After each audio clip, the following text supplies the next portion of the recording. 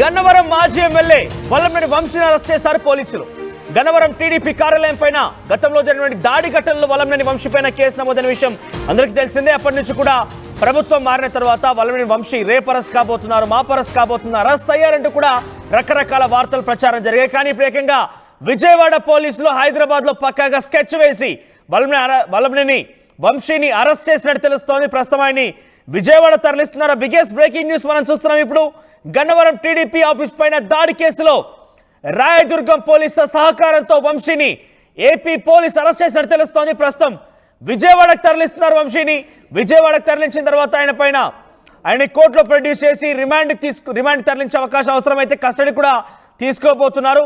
విజయవాడకి తరలిస్తున్న పోలీసులు వంశీ వారితో వారిస్తున్నట్టు తెలుస్తోంది. కొంత వంశీ సహకరించలేదు వారి అరెస్ట్ విషయంలో.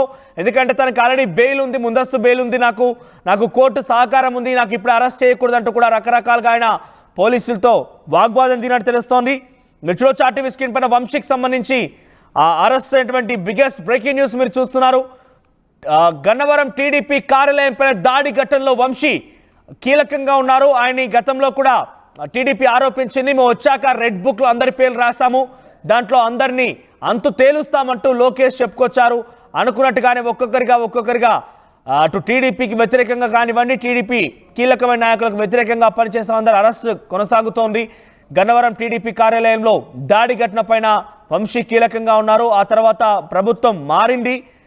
కూటమి ప్రభుత్వంలో పలుమార్లైన అరెస్ట్ సంబంధించి వ్యవహారం తెరమీరికి వచ్చింది. అరెస్ట్ చేశారంటూ కూడా చర్చనీయాంశమైంది. అరెస్ట్ జరిగిందంటూ కూడా తెలుస్తోంది. కానీ తాజాగా అరెస్ట్ జరిగిన విషయం పైన కొంత ఫేక్ ప్రచారం జరిగింది. అని అరెస్ట్ కాలేదంటూ కూడా కొట్టిపారేశారు. కానీ ఇప్పుడు లేటెస్ట్గా ఈరోజు కొన్ని నిమిషాల క్రితమే వంశీని అరెస్ట్ చేశారు.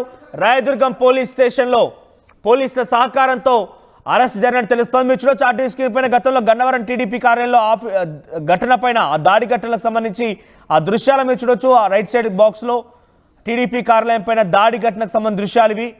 సో అక్కడ డైరెక్ట్గా వెళ్ళిపోయి అద్దాలు పగలగొట్టేసి ముందున్నటువంటి కార్లను కూడా దగ్ధం చేశారు.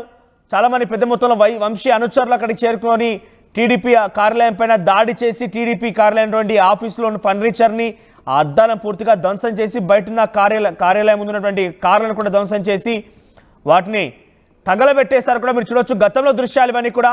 సో అయితే ఈ ఘటనలో వంశీ కీలకంగా ఉన్నారు. అనుచరులు రెచ్చగొట్టిన వంశీ అక్కడికి వచ్చి ఈ రకమైన ఘటనకు పాల్పడ్డారన్న విషయం పైన గతంలో కూడా పోలీసులకు ఫిర్యాదు చేశారు. కూటమి ప్రభుత్వం వచ్చిన తర్వాత ఇప్పుడు చర్యలకు ఉపక్రమించారు.